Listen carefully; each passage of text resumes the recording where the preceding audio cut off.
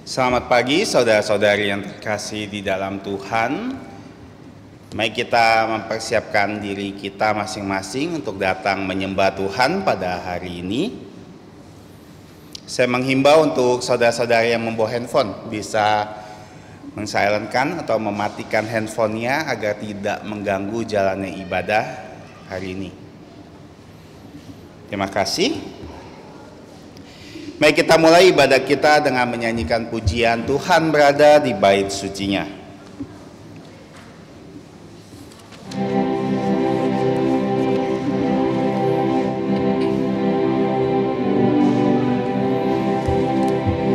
Tuhan berada di bait sucinya.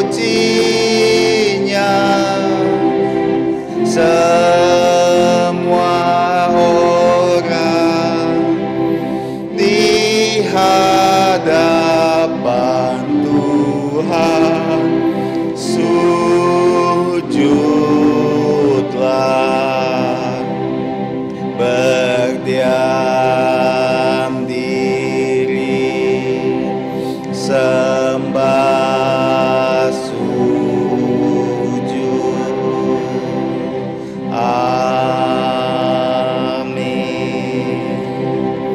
Mari kita bersatu teduh. Saat teduh dimulai, dengarlah firman Tuhan dari Yesaya 9 ayat yang kelima. Sebab seorang anak telah lahir untuk kita, seorang putera telah diberikan untuk kita. Lambang pemerintahan ada di atas bahunya, dan namanya disebut orang Ajaib, Penasehat, Allah yang perkasa, Bapa yang kekal, Raja damai.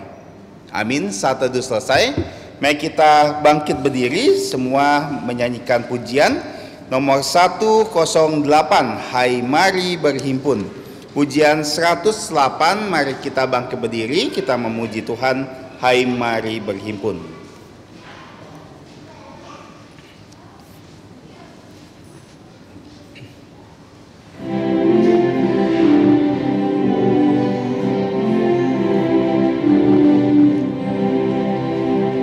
Hai mari berhimpun dan bersukaria, hai mari semua ke Betlehem.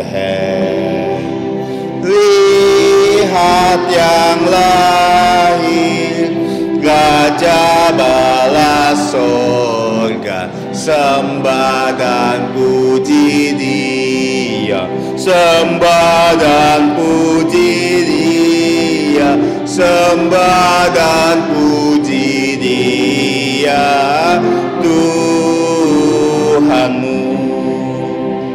Hai para malaikat, angkatlah suaramu dan bala sorga pun bernyanyilah. Muliakan Allah Bapa dalam sorga, sembah dan puji Dia, sembah dan puji Dia, sembah dan puji Dia, Tuhanmu. Ya Tuhan yang lahir pada hari ini, ya Yesus, terpujilah namamu.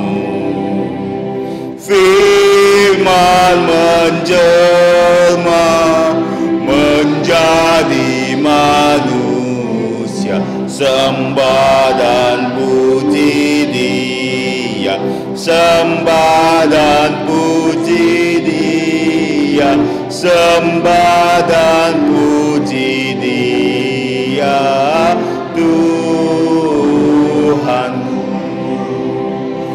Mari kita tetap bangkit berdiri dan kita masuk dalam doa pembukaan. Bapa kami yang ada di surga, Bapa yang kami kenal, kami puji, kami sembah di dalam nama Putramu Tuhan Yesus Kristus. Bapa, kami hanturkan syukur kami yang tidak terkira untuk segala sesuatu yang ada di hidup kami yang Kau berikan kepada kami. Khususnya keselamatan yang indah, yang berharga, namun cuma-cuma diberikan kepada kami semua manusia berdosa. Bagaimana Tuhan Yesus telah lahir untuk kami, telah hidup dengan sempurna untuk kami, bahkan telah mati mencurahkan darahnya untuk kami semua, dan Ia mengalahkan maut dan bangkit pada hari ketiga untuk kami.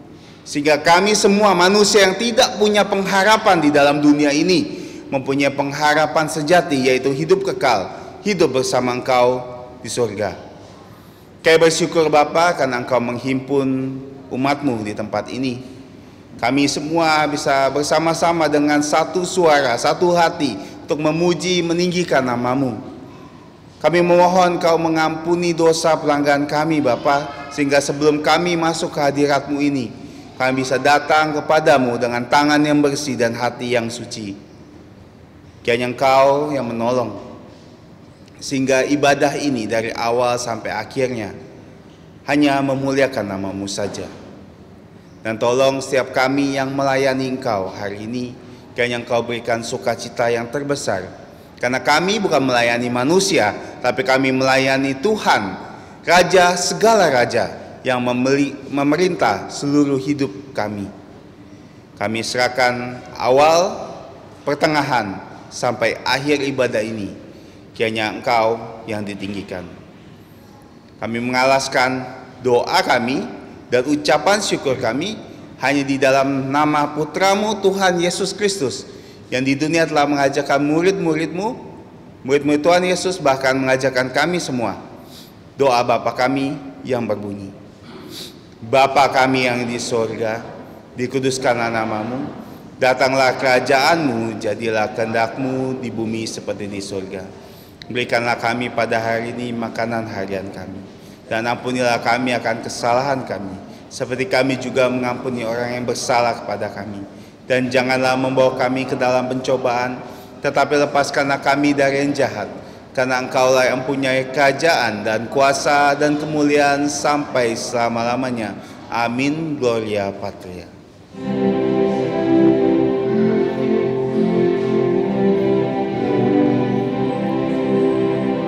Hormat diberi untuk Bapa, Putra, dan Roh Kudus, dari mula sampai sekarang dan seterusnya,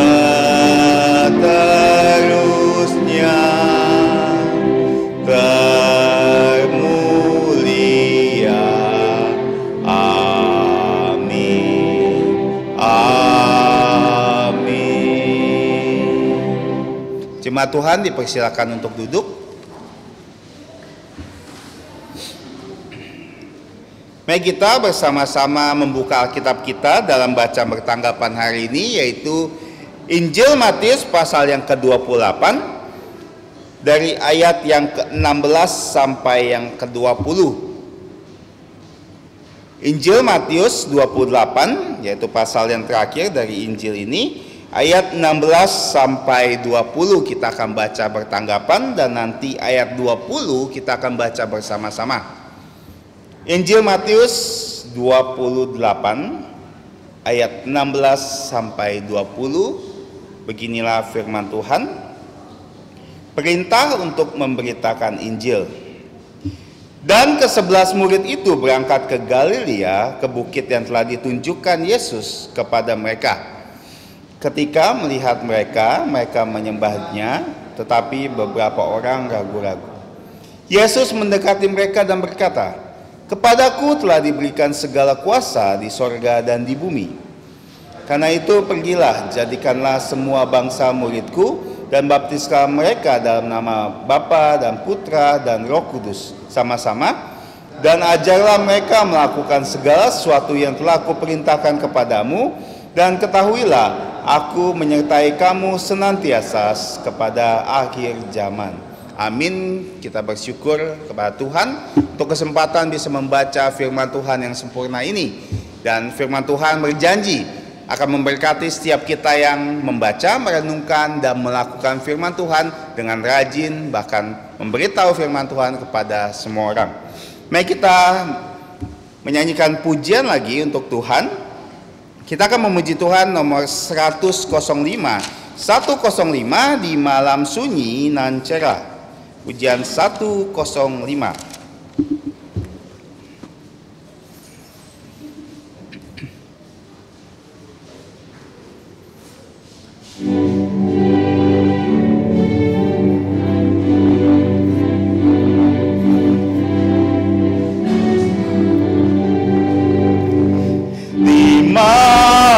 Sunyi nan cerah, pujian menggema, malaikat turun mendekat, peti kecapi mas, damai untuk manusia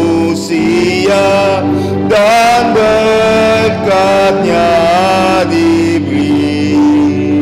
Seluruh dunia tidur lelap, dengar malak puji.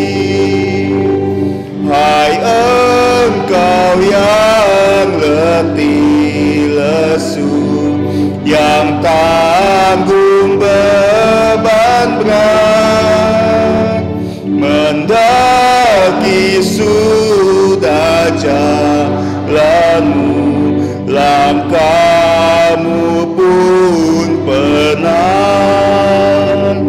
Lihatlah hari jadi terang, bebanmu ringanlah.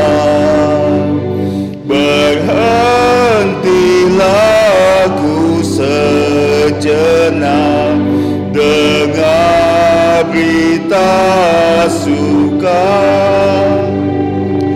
Hai akan selalu berubah, membuatku gundah.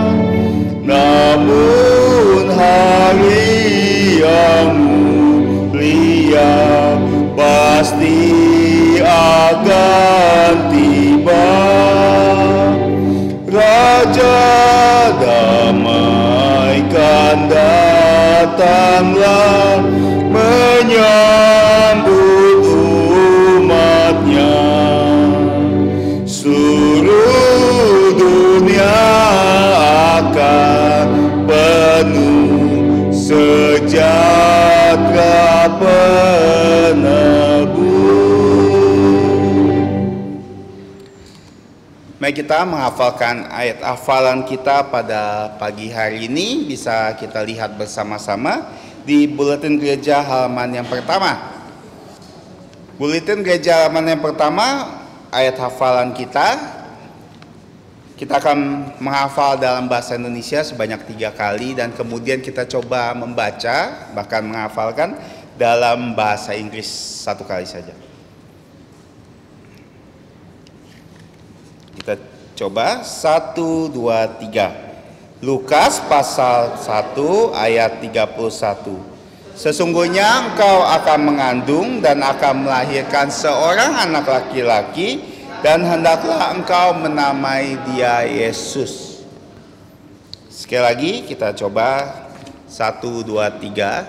Lukas pasal yang pertama ayat 31. Sesungguhnya engkau akan mengandung dan akan melahirkan seorang anak laki-laki, dan hendaklah engkau menamai dia Yesus.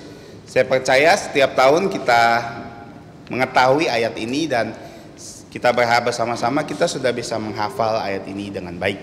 Kita coba sekali lagi, 1, 2, 3. Lukas pasal 1 ayat 31.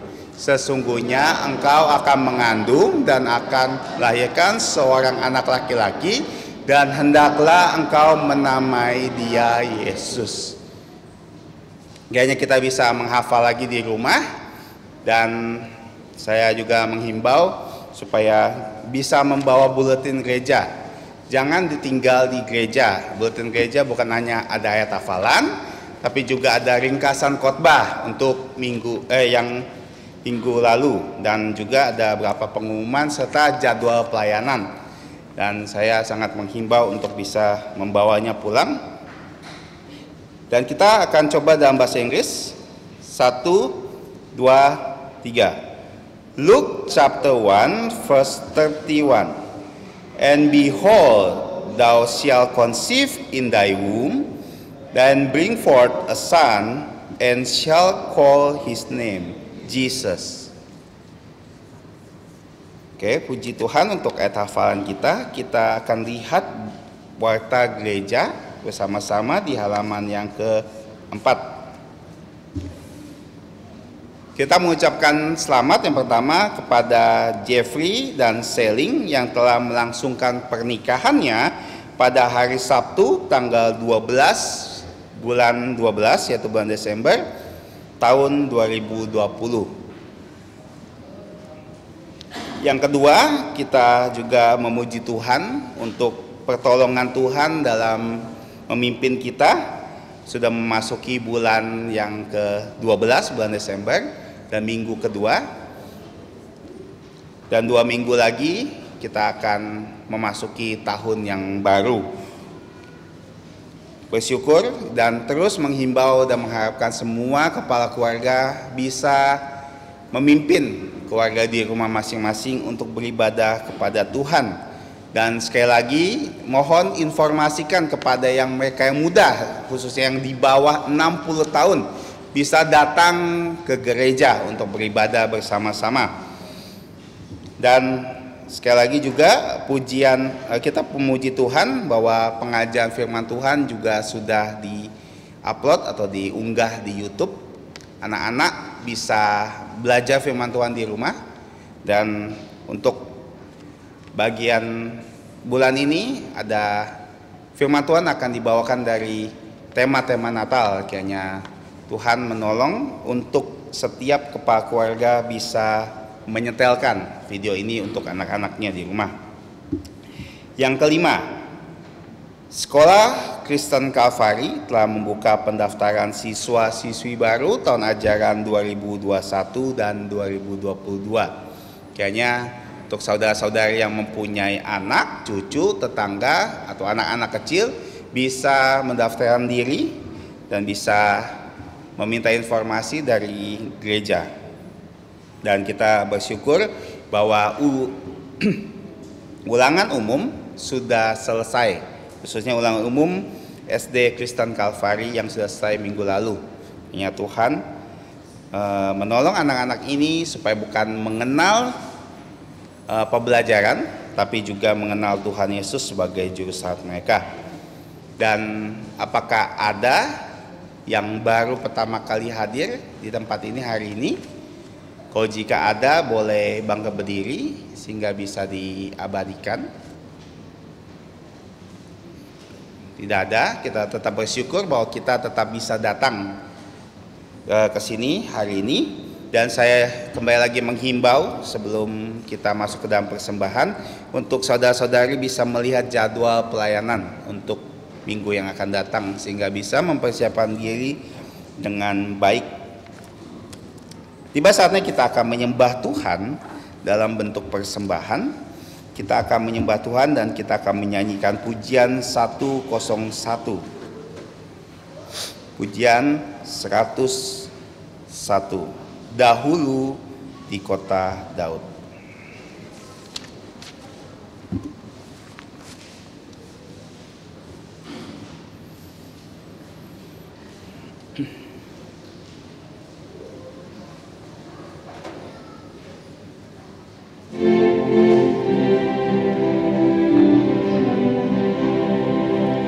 Dahulu di kota Daud suatu kandang yang rendah, sang bayi dibaringkannya di palungan yang hina.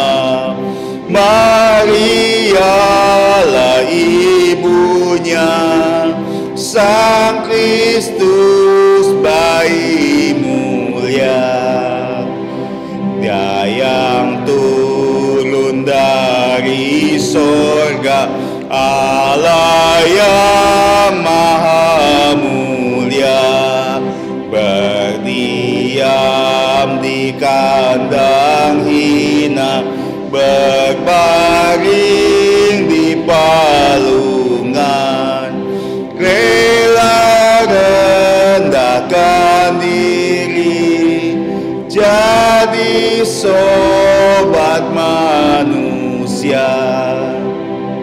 Tak lagi tinggal di kandang, tak dapat kulihatnya, dan kelak ku kan jumpa dia di sisi kanan Bapa. Sekitar kata Bapa, berjubah putih mulia. Mari kita bangkit berdiri dan kita menyanyikan doksologi.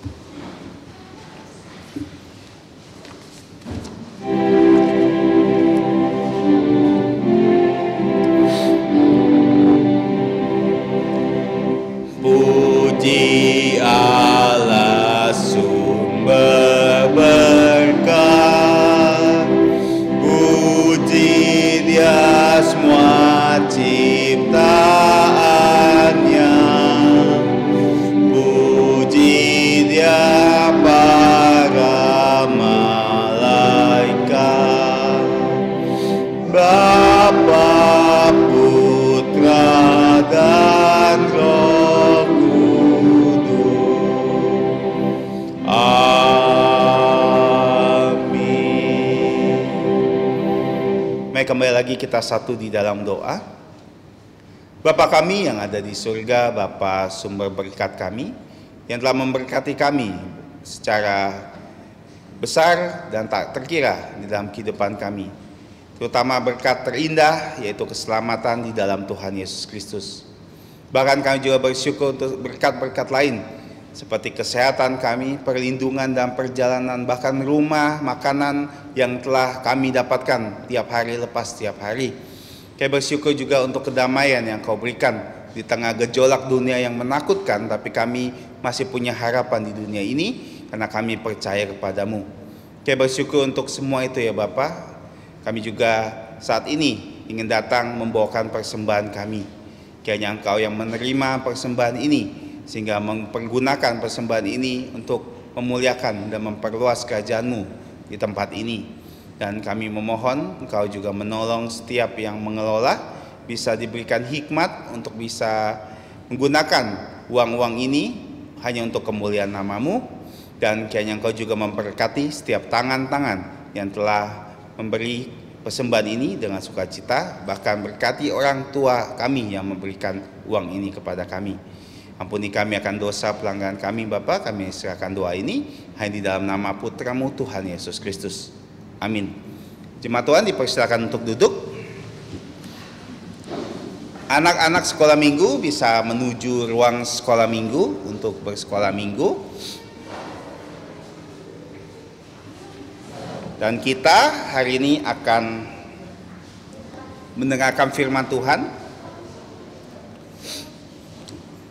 Doa penggembalaan dan khotbah akan dibawakan oleh Guru Injil Peter Yoksan dengan tema hari ini dari Matius 28:16-20, yaitu Tuhan Yesus bangkit dari kematian adalah berita terpenting untuk manusia. Dan saya serahkan waktu selanjutnya kepada hambanya. Terima kasih.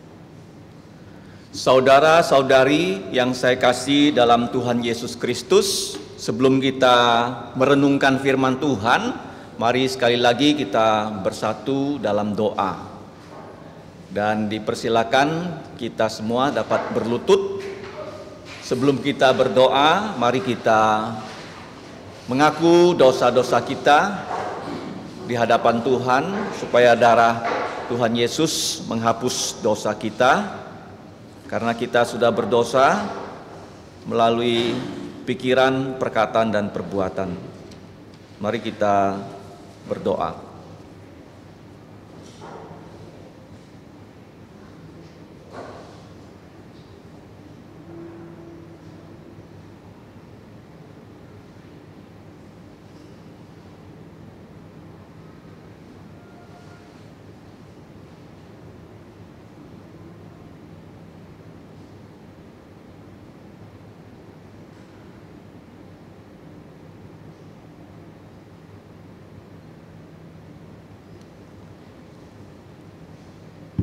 Allah pencipta langit dan bumi dan seluruh isinya, Allah yang maha tahu, yang maha hadir dan maha kuasa, Allah Bapa kami di surga, Allah dari Tuhan kami Yesus Kristus. Pada pagi ini kembali kami menghadap tahta-Mu yang kudus, tetapi sekaligus tahta pengampunan dosa, tahta belas kasihan. Kami datang memohon segala rahmat-Mu, agar belas kasihan-Mu kembali menaungi kami, supaya darah Putra-Mu Tuhan Yesus yang sudah mengalir di Bukit Kalvari menghapus dosa-dosa kami. Ya Bapa, kami pada pagi hari ini kembali datang di ruang kebaktian ini, yaitu rumah-Mu. Kami mengucap syukur untuk pimpinan-Mu. Kalau bukan karena anugerah-Mu, kami tidak dapat hadir bersama-sama dengan saudara seiman di rumah-Mu yang kudus. Tetapi karena Engkau sangat baik, Engkau telah memimpin hidup kami, sehingga kami dapat pada hari ini bersatu untuk pertemuan, untuk berkebaktian di hari mengingat Tuhan Yesus yang sudah bangkit dari kematian. Ya Bapa, kami kembali mau berdoa untuk gereja-Mu. Kiranya Engkau memakai gereja-Mu ini menjadi saksi di muka bumi, sehingga melalui kehidupan semua anak-anak-Mu, lebih banyak orang bisa mengenal siapa Tuhan Yesus dan diselamatkan. Karena di luar Tuhan Yesus tidak ada pengharapan untuk dunia ini. Dunia sedang binasa, kecuali manusia mau percaya pada Tuhan Yesus baru dapat diselamatkan. Karena Putra-Mu Tuhan Yesuslah yang telah Engkau utus menjadi juru selamat kami. Bukan hanya Ia telah hidup tanpa dosa, tetapi Ia juga rela mati menanggung dosa-dosa kami. Bahkan dengan darah-Nya dosa semua manusia dapat dihapus. Ya Bapa, kami juga bersyukur Tuhan Yesus sudah bangkit pada hari ketiga, sehingga di kalender kami setiap hari Minggu warnanya merah, untuk mengingat Tuhan Yesus sudah mengalahkan maut. Satu-satunya kubur di muka bumi yang kosong adalah kuburnya Tuhan Yesus. Ya Bapa, kami datang pada hari ini dengan berlutut di hadapan Engkau. Selain Engkau menolong pelayanan gereja-Mu, kami juga berdoa agar Engkau menolong semua anak-anak-Mu yang sekarang membawa ucapan syukur, sekaligus juga problem-problem kehidupan dari anak-anak-Mu. Ada yang menghadapi masalah famili, masalah ekonomi, masalah edukasi, dan masalah-masalah yang lain ya Bapa. Kiranya Engkau turun tangan menolong kami. Ya Bapa, kami juga mau berdoa untuk mereka yang jatuh sakit karena COVID-19. Kami juga mohon Engkau menyembuhkan mereka.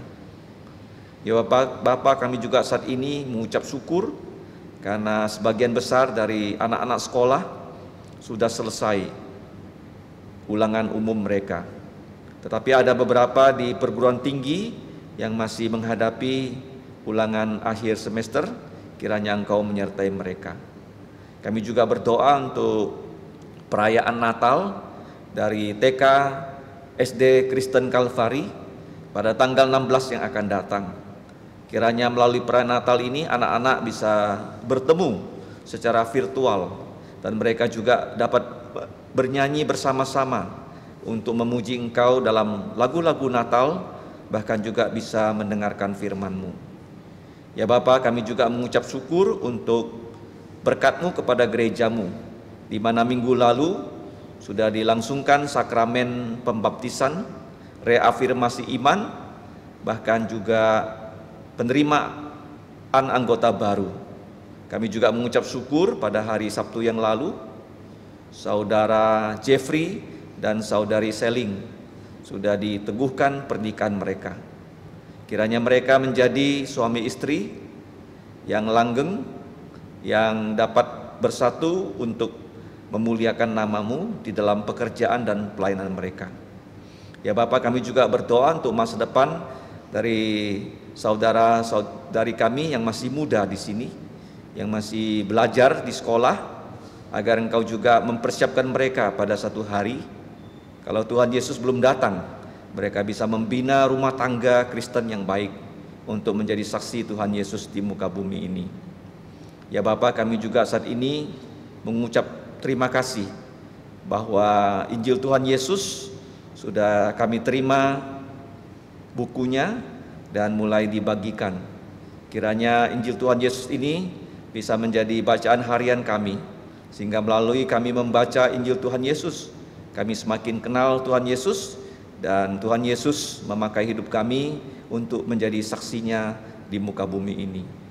Ya Bapak, kami juga mengucap syukur untuk bangsa negara Indonesia, khususnya pemilu kada yang sudah berlangsung dengan baik minggu yang lalu.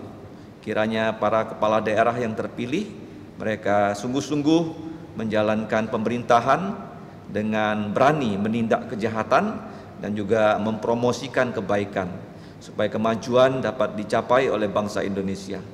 Engkau juga menolong Presiden Jakarta dan juga pemimpin di daerah sampai tingkat pedesaan, khususnya aparat keamanan, mereka bisa menegakkan hukum dengan baik. Dan kami juga berdoa supaya anak-anak-Mu dapat memberitakan Injil mulai dari Irian Jaya sampai ke Aceh. Ya Bapak, kami serahkan saat ini, kami mau mendengarkan firman-Mu. Kiranya Roh-Mu menaungi kami agar kami bisa memahami firman-Mu. Kami mau juga melakukan dan mewartakan firman-Mu untuk kemuliaan dari nama Engkau, nama Putra-Mu, dan nama Roh Kudus. Demikianlah ya Bapa, doa kami hanya dalam nama Tuhan Yesus kami bersyukur dan berdoa. Amin. Silakan duduk.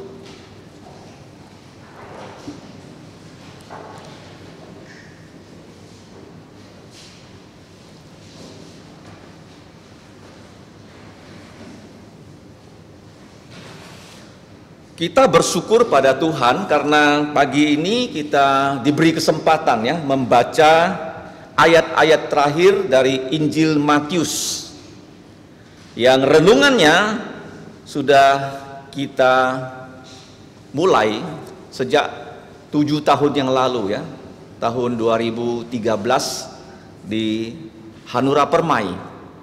Dan pada ayat 16 sampai ayat 20 kita dapat merenungkan yaitu berita ya, tentang kebangkitan Tuhan Yesus ya dari kematian. Itu merupakan ya berita yang paling penting untuk manusia. Nah, seringkali kita menerima berita dan banyak berita yang akan mempengaruhi kehidupan kita. Khususnya misalnya ada keluarga kita yang tinggal di tempat yang jauh, katakanlah merantau ya sampai ke luar negeri, ke luar pulau, dan mereka mengirimkan berita bahwa mereka sudah selesai perkuliahannya. dan kita akan merasa senang ya dengan berita itu. Kemudian ada juga berita, misalnya mereka yang sudah selesai sekolah, kita menerima berita bahwa mereka mendapatkan pekerjaan. Itu juga berita yang menyenangkan kita. Dan dalam masa pandemi Covid ini, kalau kita mendengar ada anggota gereja yang keluarganya juga setelah dites, baik rapid test maupun swab, mereka itu terkontaminasi virus COVID-19 dan harus dikarantina 14 hari. Tetapi kemudian kita mendengarkan bahwa mereka sudah sembuh. Itu juga berita-berita yang menyenangkan. Karena ada orang yang terkena COVID dan mereka harus meninggalkan dunia ini. Nah, kita tahu dalam Alkitab begitu banyak berita. Tetapi berita yang paling penting adalah tentang Tuhan Yesus yang sudah bangkit dari kematian. Karena ini adalah minggu lalu kita sudah belajar bahwa itu adalah mujizat yang paling utama dari semua mujizat yang Tuhan Yesus lahirkan. Tadi dalam pembukaan dibacakan Yesaya 9 ayat 6, di mana di situ disebutkan gelar Tuhan Yesus adalah ajaib. Ajaib ya, bukan penasehat ajaib, tapi ajaib ya. Ajaib. Kenapa ajaib? Sudah dijelaskan juga bahwa rahim yang perawan yang harusnya kosong tetapi mengandung, yaitu bayi Tuhan Yesus oleh kuasa Roh Kudus ya. Tidak ada rahim perawan yang mengandung. Rahim perawan harusnya kosong, tapi ada bayi Tuhan Yesus. Itu adalah perbuatan ajaib yang pertama. Kemudian perbuatan ajaib yang paling puncak yaitu waktu Yesus bangkit dari kematian. Kubur harusnya ada mayat di dalamnya. Kubur siapapun itu juga. Dan masing-masing kita yang sudah punya orang tua ataupun kakek nenek yang sudah menghembuskan nafas terakhir, kita melihat kuburnya, pasti di dalamnya ada jenazah mereka. Tapi kubur di dunia ini yang jumlahnya itu berjuta-juta, ada satu kubur itu kosong, hanya pernah dipakai oleh Tuhan Yesus selama 3 hari saja. Pada hari Jumat dia dikubur, hari Sabtu 2 hari, hari Minggu dia sudah bangkit. Nah, makanya ketika Tuhan Yesus sudah bangkit, minggu lalu kita sudah belajar, yaitu Tuhan Yesus menampakkan diri kepada para muridnya. Nah, sekarang pertanyaannya, kenapa Tuhan Yesus tidak menampakkan diri kepada para musuhnya untuk membuktikan dia sudah bangkit? Karena Alkitab berkata semua manusia harus bertemu dengan Tuhan Yesus. Tetapi kalau kamu percaya Tuhan Yesus akan datang kepada kita sebagai Tuhan kita, sebagai penyelamat kita. Tetapi untuk orang yang tidak percaya, ya, seperti ya, pemimpin TAI yang tidak mau bertobat, mereka akan kelak bertemu Yesus sebagai hakim yang akan menghukum mereka dan melemparkan mereka ke dalam neraka. Jadi semua manusia yang percaya, tidak percaya, semua manusia harus berlutut di hadapan Tuhan Yesus. Kalau kita sekarang berlutut di gereja di hadapan Tuhan Yesus, kita berlutut menyembah Dia. Seperti para wanita yang bertemu dengan Yesus, mereka memegang kaki Tuhan Yesus. Mereka sujud menyembah Tuhan Yesus. Tetapi kalau orang tidak mau percaya Tuhan Yesus, kita lihat kebanyakan orang zaman sekarang tidak mau percaya Tuhan Yesus, juga akan berlutut di hadapan Tuhan Yesus, tetapi bukan sebagai orang percaya, tapi akan dihukum di dalam neraka selama-lamanya. Makanya berita tentang kebangkitan Tuhan Yesus adalah berita, bukan berita biasa. Ini berita kerajaan, di mana Injil adalah berita tentang raja kita sudah menang perang. Raja kita, Tuhan Yesus, sudah mewakili kita mengalahkan musuh. Nah, baru saja terjadi ya, pemilu kada. Dan masing-masing partai politik itu mencalonkan calonnya. Kalau calonnya menang, mereka sangat senang. Dan Tuhan Yesus itu mewakili kita orang percaya. Dia mati untuk dosa kita, dan pada hari ketiga dia bangkit dan juga memberikan kita kemenangan. Nah, saya sudah katakan minggu yang lalu, mujizat-mujizat yang Yesus lakukan kebanyakan untuk kepentingan orang yang menerima mujizat. Seperti orang buta, ketika dia disembuhkan, ya orang buta itu yang mendapatkan manfaatnya. Tetapi waktu Yesus bangkit dari kematian, dia sendiri mendapatkan manfaatnya. Tetapi manfaatnya juga untuk semua orang yang percaya. Nah, sekarang kita mau melihat di dalam ayat 16 sampai 20, di situ ada 4 pelajaran rohani. Yang pertama ayat 16 ya sampai 17, di situ dikatakan, dan ke-11 murid itu, yaitu ke-11 rasul Petrus dan kawan-kawan, mereka berangkat ke Galilea, ke bukit yang telah ditunjukkan Yesus kepada mereka. Nah, di sini adalah suatu pertemuan yang bukan hanya dihadiri oleh 11 rasul. Tetapi kalau kita melihat di dalam 1 Korintus pasal yang ke-15 ayat 6, di situ yang datang bertemu dengan Tuhan Yesus bukan hanya 11 murid, ada 500 orang yang bertemu dengan Tuhan Yesus di sebuah bukit di daerah Galilea. Nah, kita tidak tahu bukit ini apa namanya, dan Tuhan Yesus, kita melihat di Injil Matius, ketika berkhotbah di daerah Galilea, dia berkhotbah dari atas bukit. Di mana di dalam Injil Matius pasal 5, 6 dan 7 itu khotbah Tuhan Yesus di atas bukit. Nah, kenapa bukit ya menjadi suatu tempat yang penting di dalam Alkitab? Karena ya bukit itu senantiasa Tuhan pakai untuk manusia. Sebelum dia melihat langit, dia melihat gunung. Dan kalau kita lihat Mazmur 121, di situ ada ayat-ayat mengatakan ketika kita melayangkan pandangan kita ya, ke atas ya untuk mencari pertolongan, kita bertanya di mana datangnya pertolongan. Dan dikatakan pertolongan kita adalah dalam nama Tuhan yang telah menciptakan langit dan bumi. Dan dari gunung-gunung itu Tuhan menolong manusia.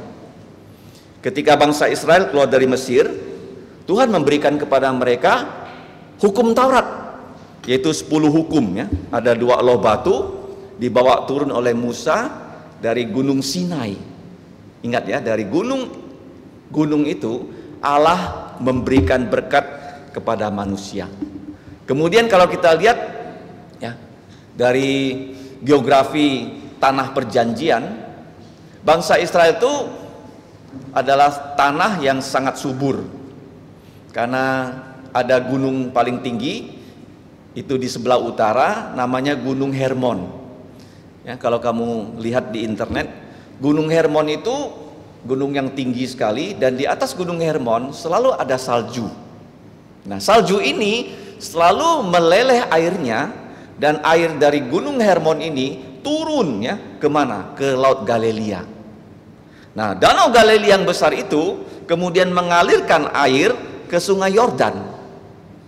Jadi orang Israel itu tahu ya, dari Gunung Hermon mereka mendapatkan ya berkat. Makanya Mazmur 133 dikatakan ya, Tuhan memberkati orang Israel dari Gunung Hermon ke Bukit Sion. Nah, Bukit Sion itu sudah ada di selatan, di kota Yerusalem. Nah, kalau kita lihat di kota Yerusalem begitu banyak bukit juga. Ya, bukit-bukit yang kita bisa baca di Alkitab, ada Bukit Sion, itu tempat istana Raja Daud. Kemudian ada Bukit Kalvari, di mana Yesus itu mati ya, di Bukit Kalvari atau Bukit Tengkorak. Kemudian juga ada Bukit Sion, itu Raja Daud punya istana. Dan juga ada satu bukit namanya Bukit Zaitun ya. Bukit Zaitun itu tempat Yesus naik ke sorga. Jadi kalau kita memandang gunung yang tinggi ya, kita ingat ya, kita manusia ada yang mau menolong kita. yaitu pencipta kita, yaitu Tuhan Yesus. Nah, sekarang kita melihat di ayat yang ke-16, Tuhan Yesus yang sudah bangkit, dia memang berpesan kepada para wanita yang sudah bertemu dengan dia untuk mengatakan kepada murid-murid yang lain bahwa dia sudah bangkit. Dan Tuhan Yesus mengatakan kepada para wanita, kamu coba kabarkan kepada murid-murid yang lain bahwa aku sudah bangkit dan mau bertemu dengan kalian di sebuah bukit di Galilea. Mari kita buka Markus 14 ayat 28. Di situ jelas ya, ada janji Tuhan Yesus sebelum dia disalib. Dalam Markus 14 ayat 28 kita baca sama-sama. 1, 3. Akan tetapi sesudah aku bangkit, aku akan mendahului kamu ke Galilea. Jadi Tuhan Yesus sudah berjanji ya kepada murid-muridnya untuk kembali ya ke Galilea, karena waktu Paskah para murid itu berada di kota Yerusalem menyaksikan bagaimana Yesus itu disalib, menyaksikan bagaimana Tuhan Yesus itu mati untuk dosa-dosa mereka. Dan mereka kembali ke Galilea, dan kita bersyukur para wanita yang mendapatkan tugas ya untuk mengatakan kepada murid-murid yang lain berhasil ya menghimpun 500 orang. Coba kita buka 1 Korintus pasal 15 ayat 6. Jadi ada 500 orang yang bertemu dengan Tuhan Yesus di Galilea. Kita buka 1 Korintus 15 ayat 6. Kita baca sama-sama. Sesudah itu ia menampakkan diri kepada lebih dari 500 saudara sekaligus.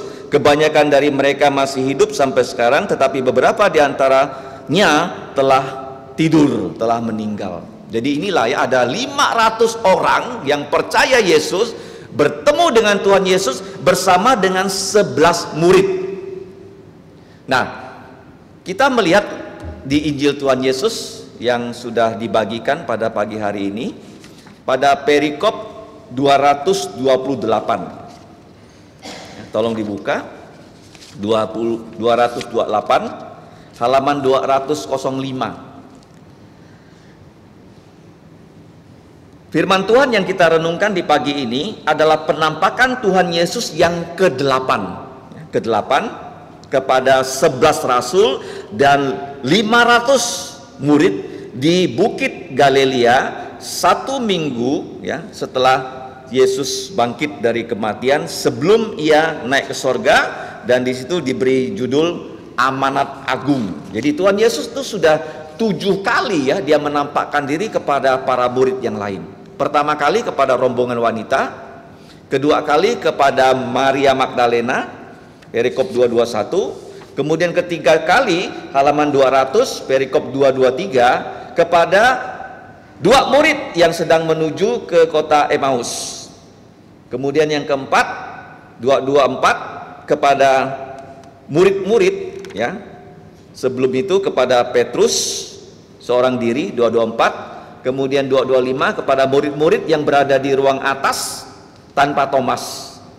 Yang keenam kepada murid-murid di ruang atas, di situ Thomas sudah ada. Kemudian 227 penampakan Yesus yang ke-7 kepada 7 murid yang kembali menangkap ikan. Di situ ada Petrus, kemudian ada kawan-kawannya, yang 5 orang ada namanya, tetapi yang 2 tidak ada namanya. Baru sekarang penampakan dia yang ke-8 di perikop 228 yang pagi ini kita akan pelajari. Kemudian penampakan Yesus yang ke-9 perikop 229 kepada saudara tirinya yang bernama Yakobus dan adik-adik tirinya. Kemudian yang ke-10 terakhir di Bukit Sion, di Bukit Zaitun, di mana Tuhan Yesus ya menampakkan diri pada hari ke-40 setelah Paskah. Setelah itu dia naik ke sorga. Ini ada 10 kali ya Tuhan Yesus menampakkan diri kepada para murid selama 40 hari. Nah, kita lihat di sini ketika penampakan diri Tuhan Yesus yang ke-8 itu 11 rasul bersama 500 orang percaya. Dan ayat 17 dikatakan, ketika mereka melihat Tuhan Yesus, sebagian mereka menyembah Tuhan Yesus. Nah, sekarang kita jarang ya melihat penyembahan seperti di zaman perjanjian lama. Nah, kita sekarang paling-paling ya berlutut di gereja ya. Kalau di zaman dulu mereka yang menyembah kepada Allah itu bukan hanya berlutut, tetapi muka mereka itu menyentuh tanah. Ini maksud menyembah di sini. Dan mereka menyembah Tuhan Yesus seperti itu, tetapi dikatakan di ayat 17b, beberapa orang ragu-ragu. Nah ini ya, jadi tidak semua mereka yang bertemu dengan Tuhan Yesus di Bukit Galilea itu semuanya langsung percaya Yesus yang sudah bangkit.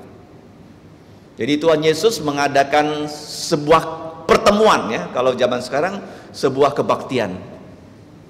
Kebaktian dengan 500 lebih orang.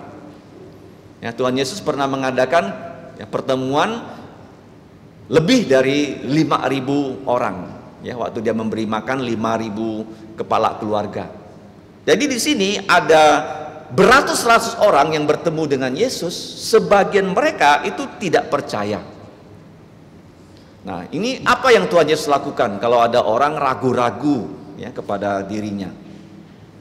Biasanya kalau kita ini tidak disukai orang, kita akan menjauh dari orang itu. Tetapi Tuhan Yesus berbeda loh.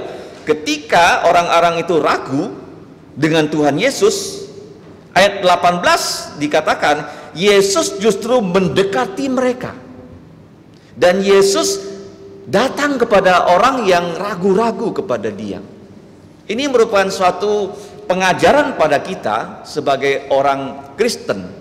Kalau ada orang tidak suka dengan kita sebagai orang Kristen, apakah kita ya tidak mau lagi mendekati mereka? Tuhan Yesus berbeda loh, walaupun dia itu tidak dipercayai 100% pada saat itu, justru dia mendekati mereka. Jadi inilah pengajaran untuk kita. Kalau ada orang kurang mengenal Tuhan Yesus, tugas kita sebagai orang yang sudah percaya Yesus harus ya datang kepada mereka dan menyampaikan kepada mereka tentang Tuhan Yesus. Ya, bukan kita malah menjauhi mereka, tetapi kita harus justru mendekati mereka. Jadi pelajaran yang pertama, Tuhan Yesus mengadakan kebaktian ya untuk 500 lebih orang yang percaya. Itu orang yang paling banyak bertemu dengan Yesus ketika Yesus sudah bangkit. Tetapi waktu mereka bertemu dengan Tuhan Yesus, sebagian mereka tidak percaya. Kita tidak tahu dari Alkitab berapa orang yang tidak percaya, tetapi Yesus malah mendekati mereka. Bisa saja Tuhan Yesus itu memanggil mereka yang tidak percaya pada Dia untuk datang dekat dengan Dia, untuk melihat dari dekat bagaimana ya Tuhan Yesus yang tangannya sudah dipaku dan lambungnya yang ada bekas ya, ditusuk dengan tombak. Dan saya terasa orang-orang yang ragu sebelumnya seperti Thomas ketika bertemu dengan Tuhan Yesus ya dari jarak yang dekat sekali. Dan apa yang terjadi? Mereka semuanya 500 orang akhirnya semuanya percaya Yesus. Jadi kalau di dalam keluarga kita ada orang yang belum sungguh-sungguh percaya Yesus, kita harus ajak mereka ke gereja secara rutin, supaya mereka di gereja, mereka secara rutin mendengarkan firman Tuhan. Jadi ketika mereka semakin mendengarkan firman Tuhan, itu artinya mereka semakin dekat dengan Tuhan Yesus. Lama-kelamaan mereka bisa percaya. Jadi gereja ini adalah tempat kita bisa membuat orang dekat dengan Tuhan Yesus. Makanya kebaktian itu penting loh. Kalau kita punya keluarga, bapaknya datang, ibunya datang, ajak anak-anaknya datang. Jadi kalau kita datang terus ya, bertemu dalam ruang kebaktian ini, sebelumnya kita belum begitu yakin dengan Tuhan Yesus. Tetapi setelah kita datang ya, dengan rutin, Roh Kudus akan membuka lubuk jantung kita sehingga kita bisa percaya Tuhan Yesus. Bukankah banyak di antara kalian itu datang ke gereja karena diajak oleh keluarga yang lebih dulu percaya? Kalau ada keluarga kita yang masih belum sungguh-sungguh percaya, ajak mereka tiap minggu ke gereja. Karena di gereja ini kita bisa berlutut, kita bisa bernyanyi, kita bisa mendengarkan firman Tuhan, dan Roh Kudus bisa membuka lubuk jantung kita untuk percaya Yesus loh. Karena yang diberitakan dari mimbar ini adalah tentang Tuhan Yesus, tidak ada lain, tidak ada bukan. Jadi kita lihat ya, Tuhan Yesus itu tidak menolak ya orang yang tidak sungguh-sungguh percaya pada Dia, tapi Tuhan Yesus malah mendekati mereka. Pelajaran yang kedua, waktu Tuhan Yesus mendekati mereka, apa yang Yesus sampaikan? Tuhan Yesus berkata kepada mereka, "Kepadaku telah diberikan segala kuasa di surga dan di bumi." Jadi pelajaran yang kedua di sini mengatakan kepada kita bahwa Tuhan Yesus adalah Allah yang maha kuasa. Yesus berkata, semua kuasa di surga dan di bumi sudah Allah Bapa serahkan kepada Dia. Ini Tuhan Yesus katakan kepada kita semua sekarang ini setelah Dia bangkit dari kematian. Kalau Tuhan Yesus belum bangkit dari kematian, Dia tidak bisa mengucapkan kata-kata ini. Tidak ada orang yang bisa mengucapkan kata-kata ini. Apakah Dia Presiden Amerika, apakah Dia Presiden Indonesia, apakah Dia Raja. Dia nggak bisa berkata, semua kuasa di sorga dan di bumi ada di dalam tanganku. Nggak bisa. Tuhan Yesus pun tidak bisa mengatakan kata-kata itu kalau Dia belum bangkit dari kematian. Karena sebelum Dia bangkit dari kematian, ada kuasa di muka bumi ini yang menguasai manusia, yang manusia tidak mampu mengalahkannya, yang namanya kematian. Kalau kematian datang menjemput orang itu pasti mati. Apakah dia presiden, apakah dia orang kaya, ketika maut datang menantang dia berperang, orang itu langsung mati. Karena kita keturunan Adam. Kita punya virus namanya virus dosa, dan virus itu namanya virus maut.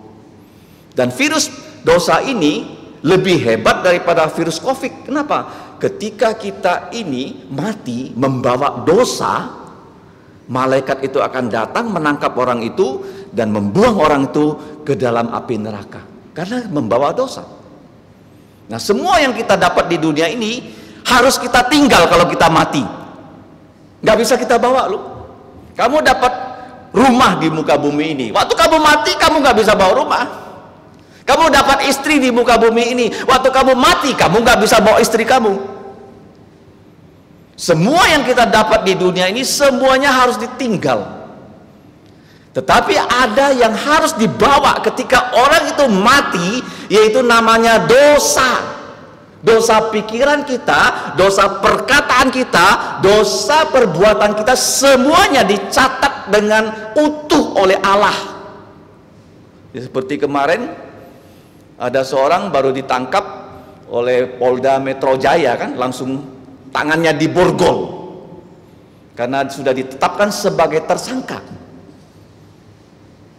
Kita semua ini orang berdosa adalah tersangka di hadapan Tuhan loh, yang akan diadili, dihakimi, dihukum kalau orang itu tidak mau percaya Yesus. Nah, kita lihat di sini Yesus yang sudah bangkit dari kematian, Dia berkata semua kuasa di surga dan di bumi sudah diserahkan pada Dia, termasuk kuasa kematian, karena Dia sudah mengalahkan maut. Dia disalib pada hari Jumat, dikubur pada hari Jumat, sudah 1 hari. Kemudian hari Sabtu sudah 2 hari, hari Minggu Dia bangkit. Ketika Dia bangkit, maut tidak lagi berkuasa atas Tuhan Yesus dan orang yang percaya Yesus. Di dalam 1 Korintus pasal 15 dikatakan, hai maut, di mana sengatmu? Kalian pernah disengat lebah enggak?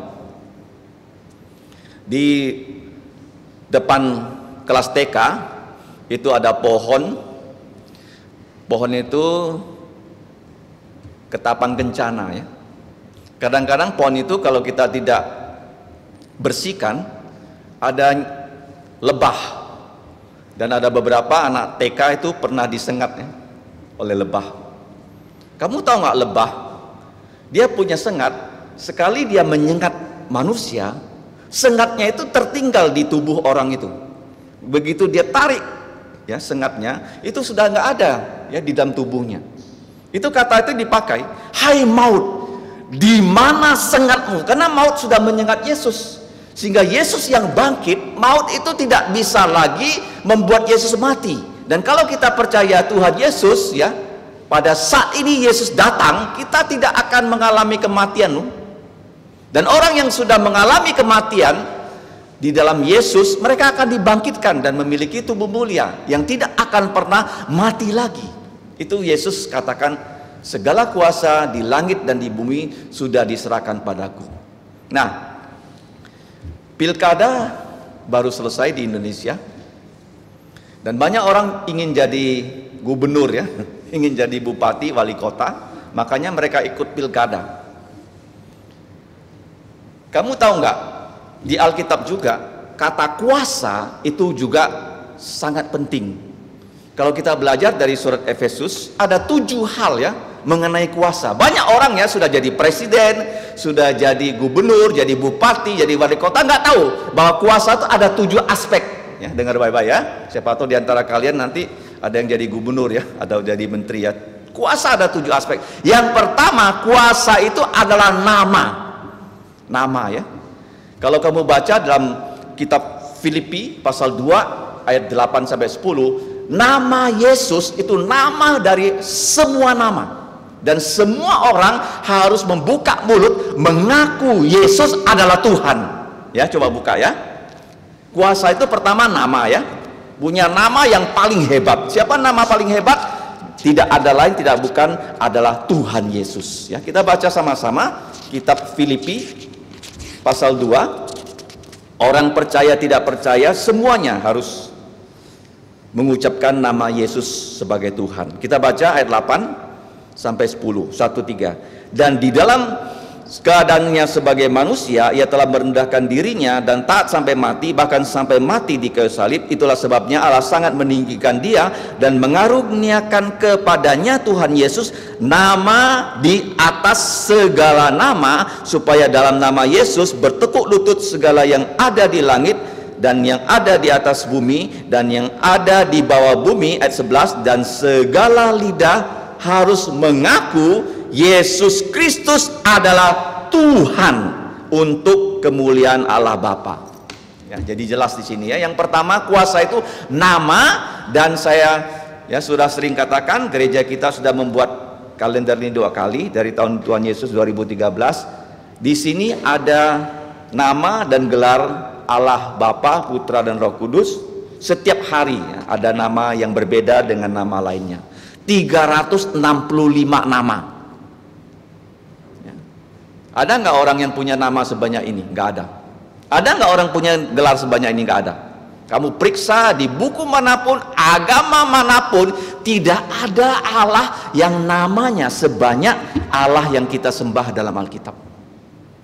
Yang pertama, kuasa itu tentang nama. Ya. Namanya paling tinggi, nggak boleh ada nama lebih tinggi daripada nama Yesus ya. Ini sudah terbukti ya. Nah, kalender ini kalau kalian belum punya ya, boleh minta lagi ya kepada pengurus gereja, bisa dicetak ulang. Yang kedua, posisi. Nah, posisi Yesus, dia naik ke sorga, di mana dia? Coba kamu buka dalam Injil Markus. Tidak ada posisi yang lebih hebat dari Tuhan Yesus di surga. Pasal 16 ayat 19 kita baca sama-sama. Nama pertama paling tinggi, posisi juga paling tinggi. Sesudah Tuhan Yesus berbicara demikian kepada mereka, terangkatlah ia ke surga, lalu duduk di sebelah kanan Allah. Ini posisi paling tinggi.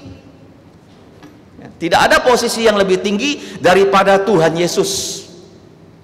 Artinya apa? Duduk di sebelah kanan Allah Bapa, artinya semua akan menyembah Yesus. Malaikat menyembah Yesus, manusia semua menyembah Yesus. Tidak ada orang yang tidak. Ya, kalau ketemu Yesus pasti menyembah Yesus. Jadi kuasa pertama nama, kedua posisi. Makanya kalau kamu lihat ya, nomor mobil dari presiden pasti RI1. Nggak mungkin dia pakai ya nomor mobilnya sembarangan. Pasti RI1. Kalau gubernur KB1 kan? Itu karena posisi. Namanya paling tinggi, posisinya paling tinggi. Yang ketiga, nah ini ya, kuasa harus ada power. Ya. Kuasa Tuhan Yesus apa? Dia tadi mengatakan dia mengalahkan kematian. Ya, tidak ada manusia yang bisa mengalahkan kematian. Dan kalau kita melihat ya kata kuasa di sini, itu bahasa aslinya itu adalah seperti dinamik. Ya, dinamik itu kalau kita pasang ya, di sebuah gedung yang tinggi pada posisi tertentu oleh insinyur teknik sipil, kalau begitu dinamik itu diledakkan, gedung yang tingginya 100 lantai itu langsung ambruk begini loh. Ya, nanti kamu lihat di internet ya, gedung yang tinggi sekali ya, tiba-tiba bisa ambruk begini. Kenapa? Karena di posisi tertentu dipasang dinamik dan diledakkan gitu loh. Nah, ini kata kuasa.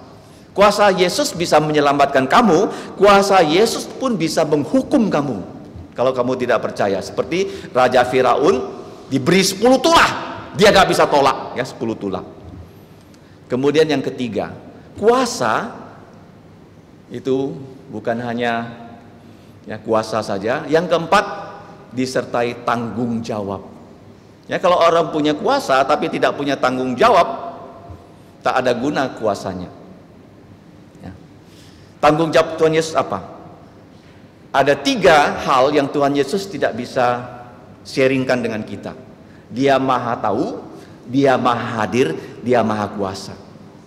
Kita tidak diberi ketiga hal ini. Tetapi Tuhan Yesus ini dia mau sharingkan kepada kita yang namanya apa? Injil. Injil itu adalah kekuatan Allah. Coba kamu baca ya.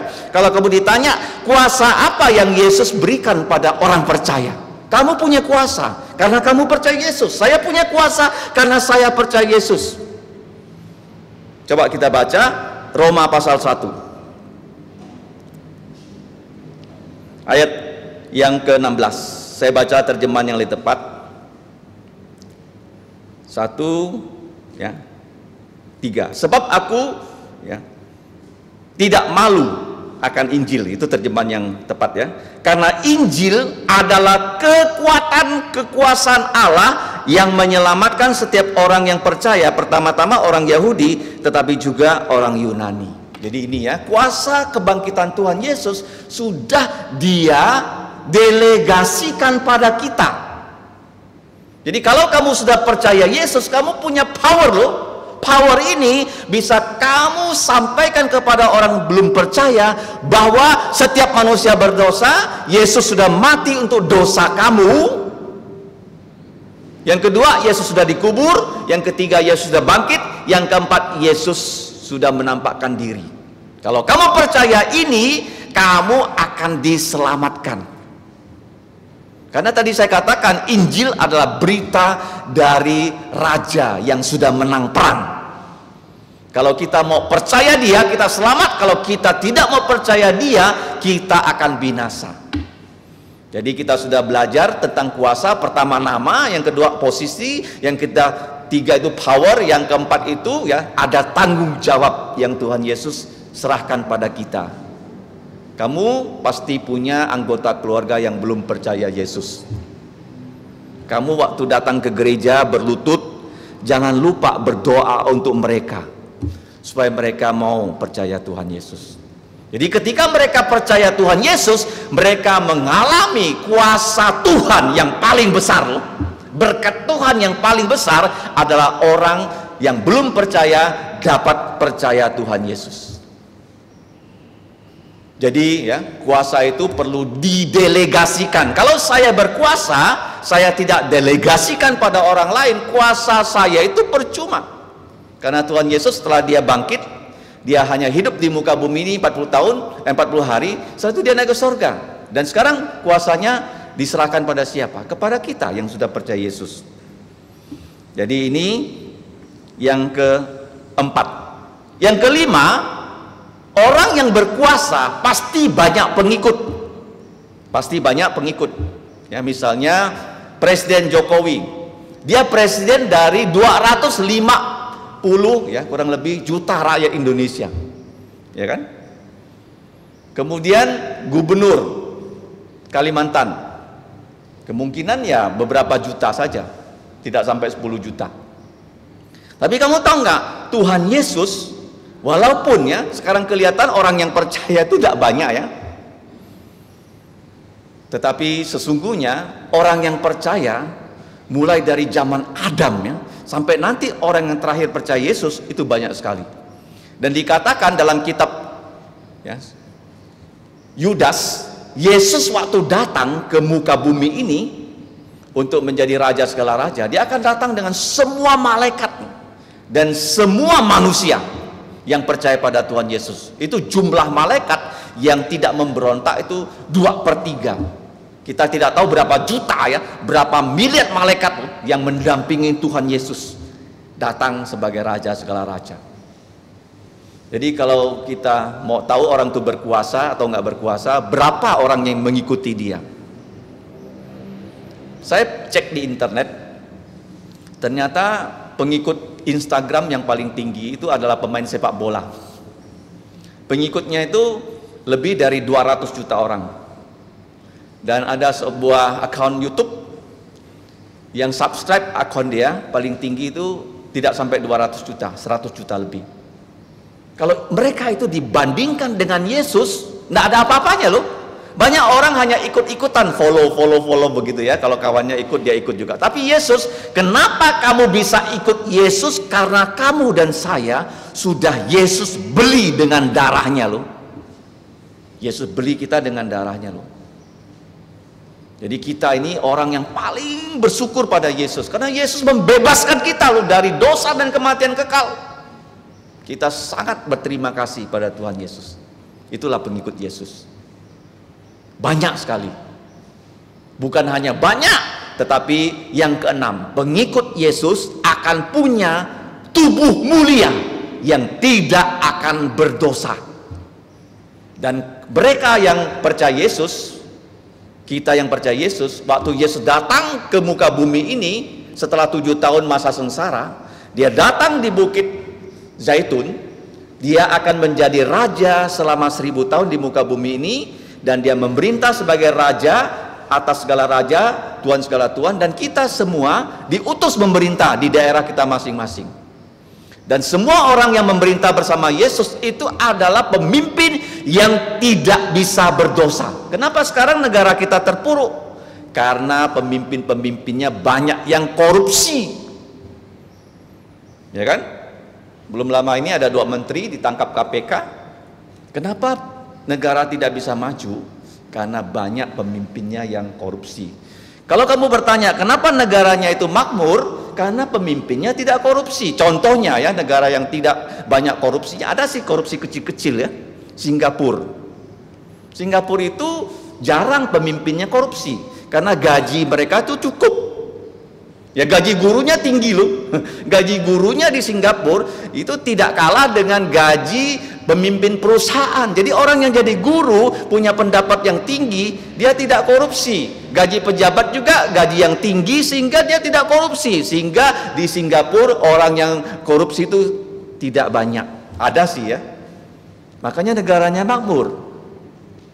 Jadi orang yang mau bawa uang ke Singapura itu tenang ya, dia bawa uang 1 triliun, nggak ada orang yang curi uang dia, karena nggak ada yang korupsi. Kalau Indonesia, dia lihat orang bawa banyak uang, oh kasih saya, nah, mulai dia, ya kan, minta.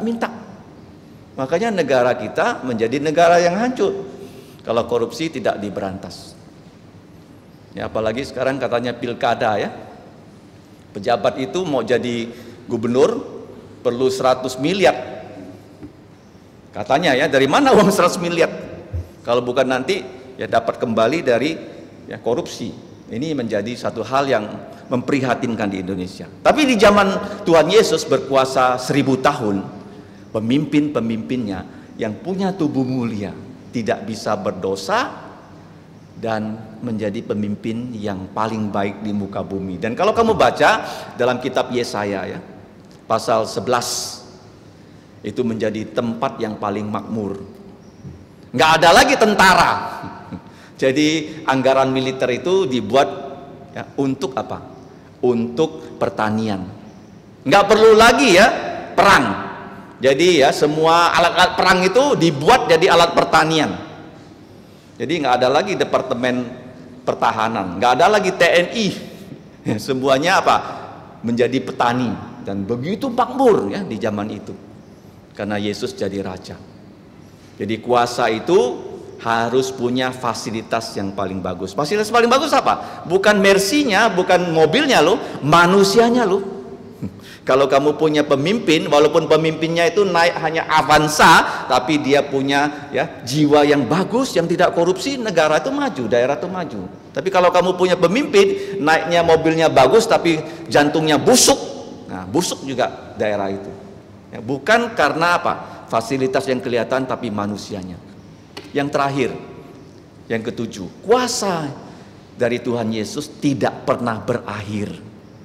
Ya. Doa Bapa kami bagaimana bunyinya bagian terakhir. Karena Engkaulah yang empunya kerajaan dan kuasa dan kemuliaan sampai selama-lamanya. Ya, kalau di Indonesia sekarang menjadi pejabat maksimal 10 tahun kan di posisi itu. Presiden 10 tahun, gubernur 10 tahun, nggak boleh lebih. Kalau kuasanya Yesus selama-lamanya. Jadi ada 7 item ya. Kemudian yang berikutnya, ayat 19, di situ ada perintah yang didelegasikan kepada para murid untuk ya pergi ke seluruh bumi, kemudian menjadikan segala bangsa. Perintah kedua, murid Yesus. Yang ketiga, membaptis mereka dalam nama Bapa dan Putra dan Roh Kudus. Yang keempat, ajarlah mereka melakukan segala sesuatu yang telah kuperintahkan kepadamu. Jadi di sini kalau kita lihat ya bahasa aslinya, kata segala, semua, segala itu ada 4 kali diulang loh. Kali pertama, kepadaku telah diberikan segala kuasa. Itu sudah pertama kali dikatakan. Yang kedua, karena itu pergilah ya kamu dan jadikanlah semua bangsa. Itu sudah 2 kali ya, segala dan semua dipakai. Kemudian yang ketiga, ajarlah mereka melakukan semua yang telah kuperintahkan kepadamu. Yang terakhir, dan ketahuilah aku akan menyertai kamu senantiasa sampai segala zaman ya. Tolong dikasih tanda, kata akhir zaman itu adalah segala zaman. Jadi kata segala, semua di sini ada 4 kali. Segala kuasa, segala bangsa, semua perintah, dan semua zaman. 4 kali. Jadi tidak ada yang di luar Tuhan Yesus. Semuanya itu di dalam genggaman tangan Tuhan Yesus. Semua kuasa dalam tangan Tuhan Yesus. Tapi apa gunanya kalau semua kuasa di dalam tangan Tuhan Yesus kalau dia tidak menyelamatkan manusia berdosa? Kamu tahu nama Yesus itu artinya Tuhan menyelamatkan manusia.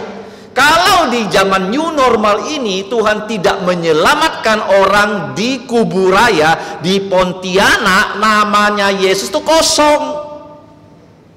Kalau kita sebut dia Yesus tapi tidak ada keluarga kamu yang percaya Yesus, itu nama Yesus juga kosong. Namanya Yesus artinya ada orang yang akan percaya Yesus kalau kita beritakan tentang Yesus pada mereka. Pasti ada loh. Walaupun susah, memberitakan Injil itu paling susah. Kamu bisa datangi orang itu, katakan dia tentang Yesus, bisa saja 10 kali belum dia percaya. Tapi jangan kamu putus asa.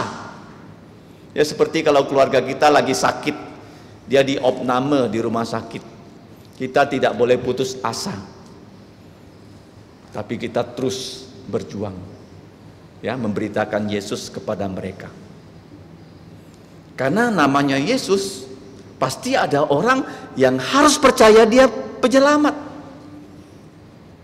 Ya, walaupun di antara keluarga kalian ya sudah bertahun-tahun didoakan, diberitakan Injil belum percaya, jangan kita putus asa. Saya sering katakan ya, sampai dia mati. Kalau udah mati nggak bisa lagi kita buat apa-apa. atau sampai kita mati. Ya, kalau kita mati nggak bisa lagi kita kabarkan Injil pada dia. Jadi di sini kita lihat ada hal yang pertama, kamu semua harus pergi. Di sini tidak ada pengecualian. Kalau kamu sudah percaya Yesus, kamu harus pergi. Pergi kemana? Pergi katakan kepada orang tentang Yesus yang sudah menyelamatkan kamu. Kalau kamu sudah percaya Yesus, kamu akan menjadi ciptaan baru. Tidak sama dengan orang yang belum percaya Yesus loh. Kamu pasti ya sudah berubah dari ulat bulu menjadi kupu-kupu. Ulat bulu itu ya, kalau kena tangan kita, kita jadi gatal. Nggak ada orang mau dekat-dekat kita, karena kita tidak percaya Yesus. Begitu keluar kata-katanya kotor, kasar gitu loh. Kelakuannya juga kasar. Orang nggak mau dekat-dekat dengan kita. Ulat bulu, siapa yang mau ulat bulu? Nggak ada. Tapi kalau kamu sudah percaya Yesus, kamu diubah jadi kupu-kupu yang cantik. Ya, kalau kamu percaya Yesus, orang di sekitar kamu tahu loh. Dulu orang ini ya, suka judi, suka bohong, suka merokok, dan sebagainya. Tapi setelah percaya Yesus, apakah masih suka judi? Enggak, sudah diubah. Jadi kita ini yang sudah menerima kesembuhan rohani dari Yesus, semuanya harus pergi. Kami juga sebagai hamba Tuhan bukan hanya ya menyampaikan firman dari mimbar ini loh. Kami akan pergi ke rumah kalian, jumpa dengan keluarga kalian yang belum percaya Yesus, akan cerita tentang Yesus pada mereka. Itu yang pertama, semua harus pergi. Tapi di sini ada 4 perintah. Pergilah kamu, jadikanlah segala bangsa muridku. Yang ketiga, baptislah mereka. Yang keempat, ajarlah mereka. Mana perintah yang utama? Ada 4 perintah. Yang utama adalah jadikanlah segala bangsa muridku. Segala bangsa loh. Kamu tahu nggak di muka bumi ini ada berapa bangsa? Kalau di PBB ada 160 negara lebih di PBB ya. Tapi bangsa di sini adalah dialek ya, bahasa daerah, bahasa ibu. Ya, seperti kalau di Kalimantan bahasa ibu kita ada bahasa Teochew, ada bahasa Hakka, ada bahasa Jawa, bahasa Sunda, beda-beda ya. Bahasa Dayak saja banyak ya macamnya. Ada bahasa Iban, ada bahasa Kayan, beda. Bahasa Iban dengan Kayan beda. Bahasa Kayan dengan bahasa Mualang beda. Bahasa Iban dengan bahasa Bidayu beda-beda ya. Jadi semua bahasa beda-beda. Jadi kabarkan Injil sesuai dengan bahasanya ibu itu. Kalau ibu kamu bahasa Singkawang, kamu ngomong Singkawang dengan dia tentang Yesus. Kalau ibu kamu orang Jawa, gunakan bahasa Jawa, kasih tahu dia tentang Yesus dalam bahasa Jawa. Kalau bahasa Batak, pakai bahasa Batak. Di Kalimantan saja bahasa Dayak katanya ada 100 macam. Bahasa Dayak ya, 100. Kalau kamu ke Irian, katanya bahasa Irian itu ada 300 bahasa. Ya, kalau bahasa Tionghoa banyak ya, ada bahasa Hokkien, bahasa Teochew, bahasa Kungfu, macam-macam. Pakailah bahasa-bahasa ibu itu untuk mengajarkan tentang Yesus. Makanya di gereja kita ada bahasa Indonesia, bahasa Hakka, bahasa Mandarin, nanti di sekolah ada bahasa Inggris juga. Itu gunanya. Ada 6.500 bahasa. Kalau bahasa Hakkanya pas loh, Ban Mina, Yit Ban Mina. Ya, kalau kamu baca teks bahasa Chinese-nya Ban Mina, 10.000 bahasa daerah. Nah, kamu tahu nggak Alkitab ini yang sudah diterjemahkan ya, Perjanjian Lama ke dalam bahasa ibu itu ada 700 bahasa sudah. Perjanjian Baru ada 1.500 bahasa dalam Perjanjian Baru. Ya, sudah ada 1.500 bahasa. Belum semuanya kan? Jadi kalau kita ya bahasa-bahasa besar ada bahasa daerahnya. Saya percaya bahasa Alkitab bahasa Jawa ada. Alkitab bahasa Madura juga ada. Alkitab bahasa Batak juga ada. Alkitab bahasa Tionghoa ada. Itu artinya jadikanlah semua suku bangsa murid Yesus. Itu perintah utamanya dengan pergi setelah mereka percaya, baptis dalam nama Bapa dan Putra dan Roh Kudus. Yang ketiga, ajarlah mereka melakukan segala perintah yang Tuhan Yesus sudah ajarkan. Apa perintah Yesus tuh? Di Alkitab ini ya, beratus-ratus perintah. Perintahnya saya sarikan menjadi 7 untuk orang percaya. Orang percaya harus berdoa, ya kan? Tiap hari berdoa ya. Rumah ini disebut rumah doa. Kamu datang di sini, kamu berdoa. Yang kedua, puasa. Yang ketiga, jangan lupa kita harus mengabarkan Injil, cerita tentang Yesus pada orang yang belum percaya. Kemudian yang empat, kita belajar Alkitab. Tiap hari baca Alkitab ya. Jangan sampai kamu di rumah tidak membaca Alkitab. Kemudian kalau kita mengabarkan Injil, Tuhan akan melakukan mujizat yang terbesar, membuat orang percaya Yesus. Kemudian jangan lupa yang keenam, yaitu kita memuji Tuhan. Jangan sampai kita tidak dapat memuji Tuhan. Yang ketujuh, ini diakonia namanya. Kalau ada orang tidak mampu, kamu bantu dia dengan uang kamu. Itu namanya diakonia. Jadi kalau kita lakukan 7 hal ini, maka apa? Gerejanya akan maju, kerajaan Allahnya akan berkembang. Jadi ini seperti roda. Roda ini kalau kita lakukan, dia berputar. Kalau gereja tidak melakukan 7 hal ini, gereja itu tidak bisa berkembang. Jadi di sini yang keempat, Yesus itu mendelegasikan kemahakuasaannya, apa itu? Injil kepada kita semua. Kamu jangan bilang, saya ini bukan penginjil, jadi nggak perlu mengabarkan Injil. Salah. Semua kamu yang sudah percaya Yesus harus mengabarkan Injil. Kalau belum bisa mengabarkan Injil, kamu berdoa untuk orang itu, kamu panggil para hamba Tuhan untuk mengabarkan Injil, kamu dengar bagaimana cara mengabarkan Injil. Karena mengabarkan Injil itu seperti orang menyuntik. Kalau tidak dilatih lebih dulu menyuntik, kamu nggak akan bisa menyuntik. Tidak ada dokter yang langsung bisa operasi kalau tidak dilatih mengadakan operasi. Yang terakhir, ayat 20, bagian B. Aku menyertai kamu senantiasa sampai kepada segala zaman. Ini adalah janji janji tapi bersyarat. Ingat ya, janji Tuhan Yesus ini ada syaratnya. Syaratnya apa? Kalau kamu mau pergi, kamu mau memberitakan Injil sehingga semua bangsa menjadi murid Yesus, dan semua orang yang percaya dibaptis, dan semua orang mau mentaati firman Yesus, maka dia akan menyertai kamu. Apa buktinya? Para murid sudah disertai Tuhan Yesus. Ini Alkitab. Nelayan-nelayan itu dan para murid Yesus menghasilkan ini kitab perjanjian baru, mulai dari Injil Matius sampai Wahyu. Kalau kamu ditanya, ada nggak Tuhan Yesus menyertai murid-muridnya? Inilah. Zaman dulu tuh nggak ada komputer loh. Mereka bisa dipakai Roh Kudus menulis kitab perjanjian baru. Yang kedua, mereka mendirikan gereja perjanjian baru. Kemudian kamu bertanya, ada nggak Tuhan menyertai gereja kita? Ada. Apa penyertaan yang terbesar? Sebelum itu saya percaya masing-masing kita, Tuhan sudah menyertai kita. Ya kan? Kamu punya problem, kamu berdoa, Tuhan membuka jalan sehingga kamu lepas dari problem itu. Pasti kamu punya kesaksian masing-masing.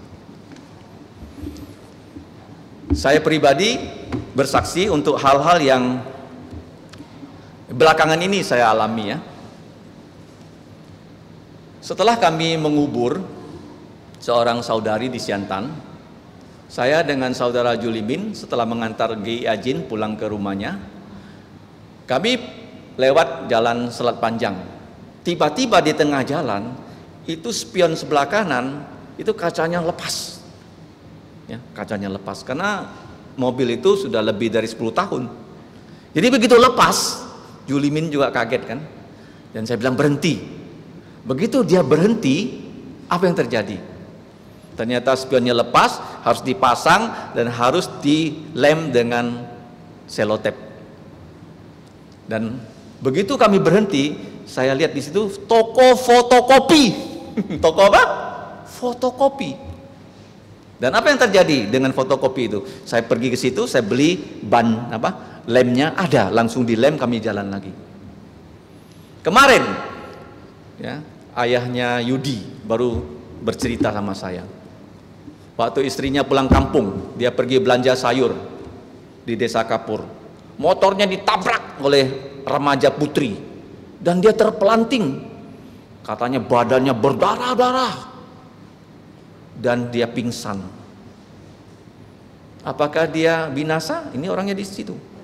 Dia bilang dia gonceng keluarganya di belakang. Keluarganya nggak apa-apa. Dan keluarganya mengurus dia ke Antonius. Apakah itu kebetulan? Bukan. Tuhan menolong dia. Kamu di sini pasti punya kesaksian. Tuhan menolong kamu. Sejak kamu percaya Yesus, tidak satu rambut di kepala kita akan jatuh kalau bukan Bapa yang izinkan. Itu janjinya. Asal kamu mau setia pada Tuhan Yesus. Tapi yang paling penting adalah kesaksian kamu dipakai Tuhan membawa anggota keluarga kamu percaya Yesus. Itu yang paling tinggi kesaksiannya. Di gereja kita, Tuhan sudah pakai ya, dari beberapa belas tahun yang lalu membawa orang percaya Yesus. Hari Selasa yang lalu, jadi waktu saya kembali dari pengabaran Injil dan pembesukan di Hanura, saya berhenti di BCA Serdam karena di situ ada yang jual ya air kelapa. Saya mau beli, dan sebelum ya saya bisa ambil belanjaan saya mampir ke WC BCA. Tapi karena WC-nya itu ada orang di dalam, jadi saya berdiri di belakang bank itu. Dan saya lihat di belakang BCA Serdam tuh ya sudah semak belukar ya. Tapi saya ingat ya, tahun 2006 yang lalu di situ ada sebuah pondok, dan di pondok itu tinggal seorang ibu yang bongkok. Dia tinggal di situ, tidak ada dengan keluarganya, tapi dia pelihara ayam. Dan kami ya dengan mahasiswa setara pergi mengabarkan Injil ke situ, mengatakan kepada dia tentang Yesus. Tapi Tuhan memimpin, bukan dia yang percaya Yesus loh. Ada dua kawannya yang sudah tua percaya Yesus. Siapa dia? Ibu dari saudari Aswan, Ibu Siulian percaya Yesus. Kemudian kawannya Ibu Bong Loi Kiau percaya Yesus. Tahun 2007 ya mereka percaya. 2008 mereka ke Kucing dan mereka dibaptis di Kucing. Dua-duanya sudah pulang ke sorga. Ibunya dari saudari Aswan sudah pulang ke sorga, ya saudari Bong Loi Kiau juga sudah pulang. Tapi sekarang dengan dua orang tua itu percaya, kamu lihat ya ada anaknya, cucunya percaya Yesus. Dan juga dia membawa keluarga Lucy datang percaya. Jadi inilah kesaksian.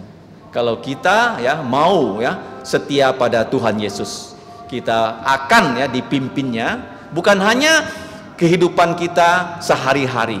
Ya, tidak ada sesuatu hal terjadi secara kebetulan. Ya, seperti tadi saya mengatakan, ya, kaca spionnya lepas pas berhenti di depan ya, toko fotokopi yang bisa memperbaiki. Dan saudara Sim, ya, dia ditabrak sampai dia pingsan. Dia mengatakan beberapa hari dia nggak bisa ingat ya pikirannya karena otaknya itu terganggu. Tetapi dia ditolong oleh keluarga yang digonceng dia. Jadi Tuhan tidak membiarkan kita ya dalam masalah kita. Dia pasti menolong kita. Hari ini kita sudah belajar 4 hal. 1, Tuhan Yesus yang sudah bangkit, dia menyelenggarakan kebaktian untuk 11 rasul dan 500 murid. Tetapi ketika mereka bertemu Yesus di Bukit Galilea, sebagian mereka ragu-ragu apakah ini Tuhan Yesus yang sudah bangkit. Karena mereka ya sudah mendengarkan Yesus mati, dan mereka juga mendengarkan Yesus bangkit, tapi mereka belum bertemu Yesus. Dan sebagian orang itu ragu-ragu, tapi sebagian orang menyembah Yesus. Dan yang ragu-ragu itu bagaimana Tuhan Yesus menanganinya? Yesus ya tidak ya lari dari mereka, tapi malah Yesus mendekati mereka. Itu adalah contoh yang baik. Kalau di keluarga kalian ada yang belum sungguh-sungguh percaya Yesus, kamu jangan putus asa. Tiap minggu bawa dia ke gereja. Karena di gereja ini mereka mendengarkan firman Tuhan, ya, mereka bisa digerakkan oleh Roh Kudus untuk sungguh-sungguh percaya Yesus. Itu pelajaran yang kedua. Tuhan Yesus ya mengatakan kepada mereka bahwa semua kuasa di surga dan di bumi sudah ada di tangan dia. Itu Tuhan Yesus katakan setelah dia bangkit dari kematian. Kalau dia belum mengalahkan kematian, dia nggak bisa mengatakan ya kuasa di bumi sudah di tangan dia, karena maut masih menguasai manusia. Karena dia sudah mengalahkan maut, maka kita yang percaya dengan Yesus tidak takut mati. Tapi kita tidak cari mati ya. Kita tidak takut mati. Kalau kamu sudah percaya Yesus, kenapa tidak takut mati? Begitu kita mati, langsung kita naik surga loh. Lebih enak dari di muka bumi ini. Ya, jadi kalau sudah percaya Yesus, tidak takut mati, tidak takut hantu, tidak takut santet, ya kamu sudah percaya Yesus. Kalau kamu masih takut mati, takut hantu, mungkin kamu belum percaya Yesus. Cek baik-baik ya. Jadi Yesus mengalahkan maut. Ya, kalau kamu dengar ada cerita-cerita hantu, itu roh jahat ya, bukan manusia yang mati yang kembali. Kemudian yang ketiga, Tuhan Yesus ya mendelegasikan kuasanya pada kita. Kuasanya apa? Namanya paling tinggi, posisinya paling tinggi, ya. Kemudian kuasanya paling tinggi. Kemudian dia kasih kepada kita kuasa itu untuk mengabarkan Injil. Kemudian pengikut Yesus, malaikat paling banyak. Kemudian pengikut Yesus akan diberikan apa? Tubuh mulia yang tidak bisa berdosa. Yang terakhir, kuasanya Yesus tidak pernah berakhir selama-lamanya. Ada 7 hal ya tentang kuasa. Kemudian yang kita beritakan dengan apa? Terus menerus ya. Kemana? Ke semua bangsa. Ya, semua orang yang percaya harus pergi menjadikan semua bangsa, semua orang yang ya suku-sukunya beda sesuai bahasa ibunya mereka, supaya mereka menjadi murid Yesus. Kalau sudah percaya, seperti minggu yang lalu, dibaptis dalam nama Bapa, Putra, Roh Kudus. Kemudian jangan lupa mengajar mereka ya, melakukan semua ya perintah Tuhan Yesus. Tadi saya sudah jelaskan ada 7 hal. Kalau itu kita lakukan, Allah menyertai kita sampai ya semua zaman. Apa buktinya Allah menyertai para rasul? Di tangan kita ada Alkitab yang ditulis oleh para rasul melalui bimbingan Roh Kudus, dan para rasul juga mendirikan gereja-gereja perjanjian baru. Dan kita juga pasti ada kesaksian pribadi, Tuhan menjaga kita. Kalau Tuhan tidak menjaga kita, pagi ini kita nggak bisa datang kebaktian. Karena dia menjaga kita, makanya pagi ini kita bisa datang berkebaktian. Tetapi ya penyertaan Tuhan yang paling besar adalah Dia membawa kita supaya kita membawa keluarga kita percaya Yesus. Itu penyertaan yang paling tinggi. Ya, mari kita berdoa. Bapa kami di surga, berita tentang Tuhan Yesus yang sudah bangkit dari kematian adalah berita yang paling penting untuk kami manusia. Ya Bapa, kami bersyukur karena kami sudah menerima berita itu dan percaya pada Tuhan Yesus yang sudah memiliki segala kuasa di sorga maupun di bumi. Ya Bapa, jika di antara mereka yang saat ini mendengarkan tentang Tuhan Yesus belum sungguh-sungguh percaya Yesus, kiranya Engkau menolong mereka agar mereka dapat sungguh-sungguh percaya pada Tuhan Yesus. Ya Bapa, tolonglah kami supaya kami sebagai orang yang sudah percaya, Engkau mampukan untuk pergi bukan hanya di Indonesia tapi sampai ke ujung bumi untuk menyampaikan tentang berita tentang Tuhan Yesus. Dan ya Bapa, kami juga bersyukur ketika Injil-Mu disampaikan, Engkau bekerja melalui Roh-Mu yang kudus, orang percaya pada Yesus. Sebagai bukti di mana minggu yang lalu banyak saudara-saudari kami dibaptis dan juga reafirmasi iman. Ya Bapa, kami serahkan hidup kami percaya Engkau menyertai kami sebagai anak-anak-Mu, dan kami juga berdoa supaya Engkau memberikan kami penyertaan ketika kami mengabarkan Injil. Tolonglah ya Bapa, agar kami mentaati semua perintah yang telah Tuhan Yesus ajarkan kepada para rasul, dan kami dapat mentaatinya juga untuk memuliakan nama Engkau, nama Putramu, dan nama Roh Kudus. Demikianlah ya Bapa, doa kami hanya dalam nama Tuhan Yesus kami bersyukur. Amin. Mari kita berdiri.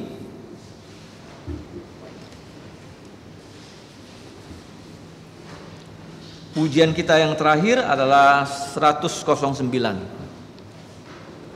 109.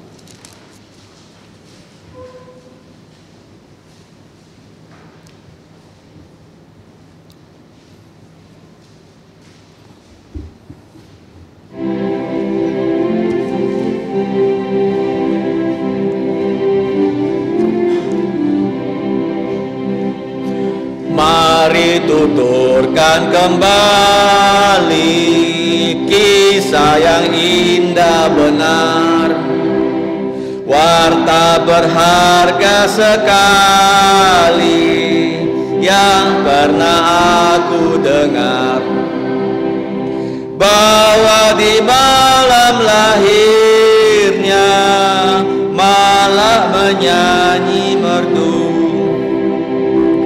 Hormat diberi untuk Allah, sejahtera untuk manusia. Mari tuturkan kembali kisah yang indah benar, warta berharga sekali yang pernah aku dengar. Ketika Yesus puasa di padang tandus gersang, tuh dosaku ya digoda, tetap teguh ia menang. Tuturkanlah karya Tuhan, penuh derita sengsara, dihina penuh nestapa, ditolak oleh manusia.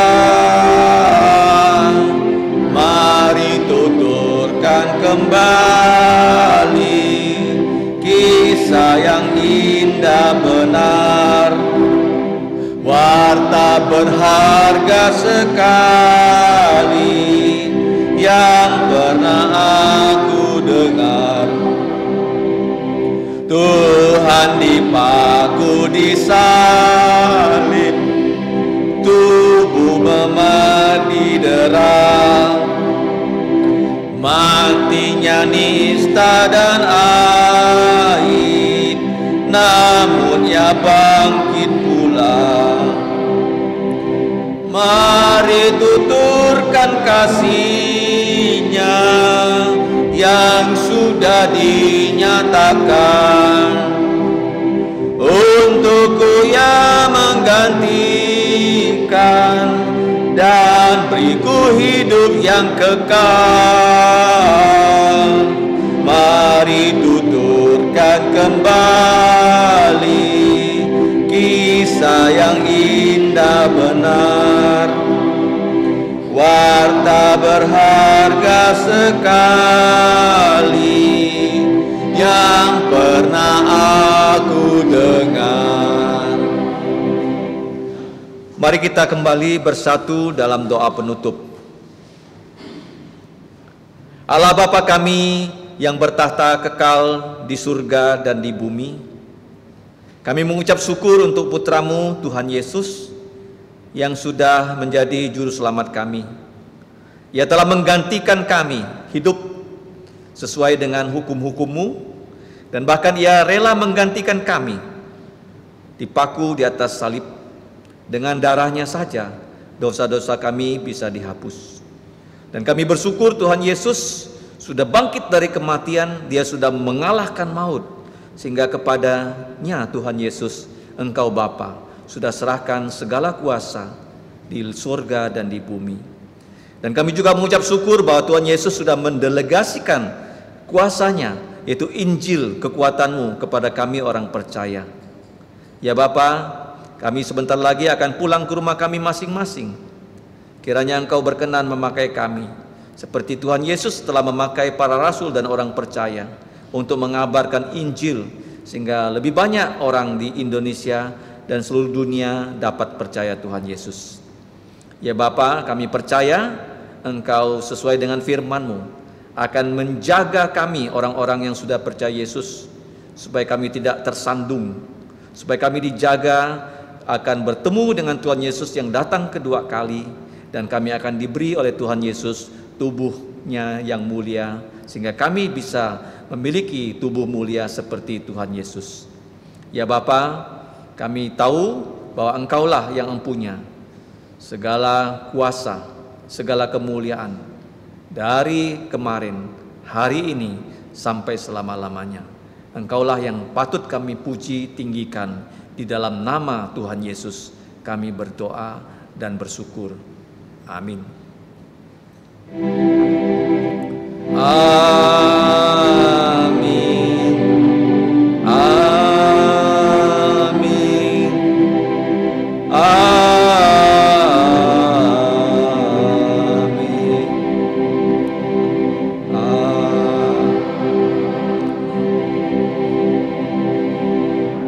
Silakan duduk saat teduh.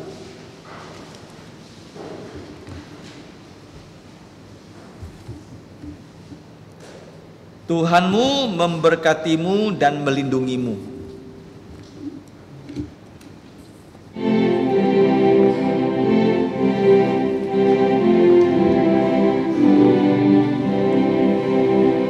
Tuhan memberkatimu. Tuhan melindungi, menyertai